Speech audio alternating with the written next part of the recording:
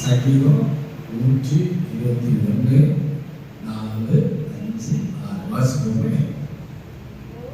இதோ இதோ இஸ்ரவேலை காக்கிறவர் உறங்குவதும் இல்லை தூங்குவதும் இல்லை. கர்த்தர் உன்னை காக்கிறவர். கர்த்தர் உனது வலது வருஷத்தில் உனக்கு நிழலா இருக்கிறார். பகலிலே வெயிலாகிலும் இரவிலே நிலவாகிலும் உன்னை சேதப்படுத்துவது இல்லை. இது கர்த்தருடைய வார்த்தை. இது ஆண்டவருடைய வாக்குத்தத்தமான வார்த்தை. அப்ப இவ்வளவு பெரிய வார்த்தை கொடுக்கப்பட்டது. பகலில் வெயிலாகிலும் இரவில் நிலவாகிலும் உன்னை சேதப்படுத்துவது இல்லை. இது இஸ்ரவேலை காக்கிறவர் உறங்குவதும் இல்லை தூங்குவதும் இல்லை அப்படின்னு சொல்லப்பட்டிருக்கு. அப்ப ஏன் பாதிப்பு வருது? காரணம் ஒன்று, இஸ்ரவேலை காக்கிறோம் உறங்குவதும் இல்லை தூங்குவதும் இல்லை என்கிற வாக்கு தத்துவம் உண்மை, தேவனுடைய வாக்கு உண்மை. ஆனால் ரொம்ப முக்கியமானது தீய நோக்கம், பாவம் என்று வேதம் சொல்கிறது.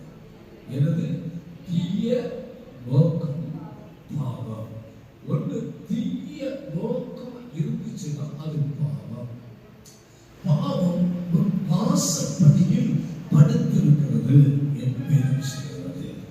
நன்மை செய்ய மனமில்லாத போது அது பாவம் என்று வேதம் சொல்கிறது. அப்போ நல்ல கவனிக்கணும். பகலிலே வெயிலாகிடும் இரவிலே நிலவாகிடும் உன்னை சேதப்படுத்துவது இல்லை என்று சொல்ல கர்த்தருடைய வார்த்தை.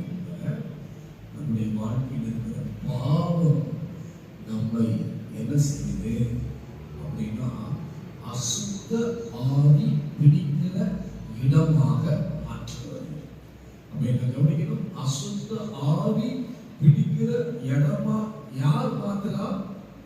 நம்ம பிசாசுக்கு இடம் கொடுக்கும் போது அவன் என்ன பண்றான்? இடம் பிடிக்கிறான். இடம் பிடிச்சான் அப்படின்னா அந்த ஆவி ஒன்ன வாழ்க்கைய அழிக்க போராடும்.